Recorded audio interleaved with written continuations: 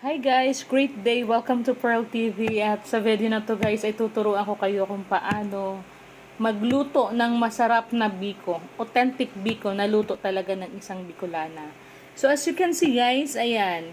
Yung minatamis na bao guys, kalahating mukha ng minatamis na bao.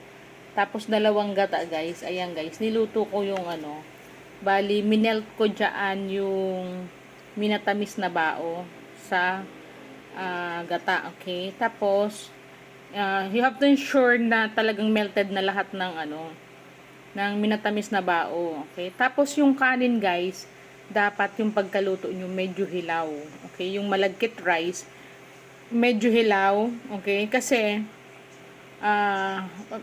dyan nyo siya lulutuin sa gata, okay? So, hindi siya dapat luto na ilalagay mo sa gata na may minatamis na bao. Dapat half cook or 3/4 cook, ganon. So, dyan mo siya lulutuin.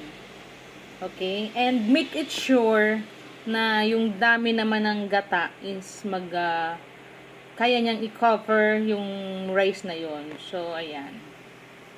So, nakikita niyong video, ang gamit kong gata dyan, dalawang piniga na niyog. Okay? And kalahating mukha ng minatamis na bao. Mga 250 grams siguro yon ng kalahating mukha na bao. And then yung malagkit rice naman, half kilo yun guys na niluluto ko dyan. So, kailangan ng patience, okay? Tiyaga-tiyaga lang talaga guys para i-mix mo siya. Kasi habang kailangan mo siyang i-mix from time to time to evenly cook the matamis ay yung malagkit rice para makuha nyo na talaga natin yung texture at yung tamang pagkakaluto sa malagkit rice. Kasi kung hindi, ma-overcook or hilaw. Hindi din masarap yung hilaw na kanin. Kailangan tamang luto, guys. Tamang luto yung kanin at matamis, 'di ba? So makuha natin yung pasensya lang talaga, guys. So tuloy-tuloy lang yung paghalo hanggang ma-evenly distribute sa kanin yung biko, tapos later on makikita nyo wala na siyang hindi na siya masabaw, luto na talaga siya. Yun yung pag nakita nyo hindi na masabaw at talagang evenly distributed na yung gata na may minatamis na bao na tinunaw, yan. So ayun, ibig sabihin luto na. So in that case hindi pa siya luto, 'di ba? At hindi pa evenly distributed. So, tuloy-tuloy lang. Ayan, unti-unti, nawawala na yung sabaw, 'di ba? At na din natin, nahahalo na ng maigi. Oh, may mga puti-puti pa. So, hindi kayo titigil hanggat may puti-puti pa, guys.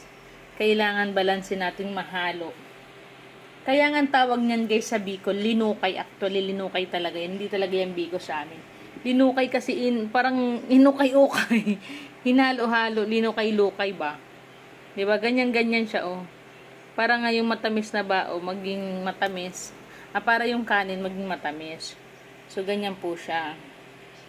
Ayan. So, actually, I shooted this video long time ago already. Maybe way back 2024. So, ngayon lang ako nagkaroon ng chance Kaya, this is a late upload. So, ayan. Nagbablog ako dyan, wala akong makeup. Walang makeup. So, that is how I look like without any makeup.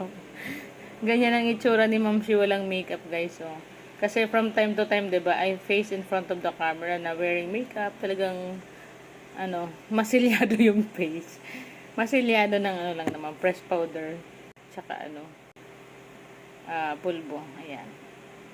So, ayan guys, malapit na siyang maluto. Tsaga-tsaga lang. Pwede niyo siyang inegosyo, magandang negosyo din guys ang linukay. Malaki din yung kikitain nyo guys. Dito yung sa isang, may naglilibot dito sa amin. Isang slice, 25 pesos. Yun na. At masarap ang paggaluto din talaga. Ayan. Pero matrabaho kasi yan talaga guys eh. Hindi mo yan kayang araw-arawin. So yun, magpa-order na lang kayo online. Kung gusto nyo. Pwede naman, diba?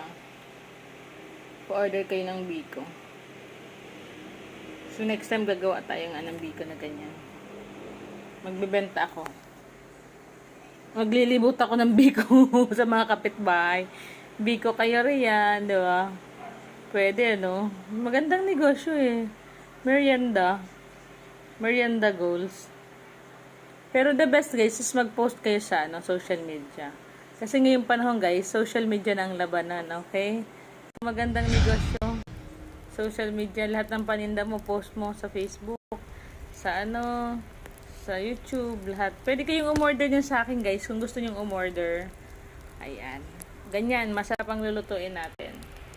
Okay, hygienically made talaga ni Ma'am Shi. Ganyan na magiging finish ng ating linokay. Okay, thanks for watching. Bye. I hope you would love to give a like, comment, subscribe, and ring the bell button in order for you to be get notified whenever I posted up a new video vlog. God bless guys. Thanks for watching.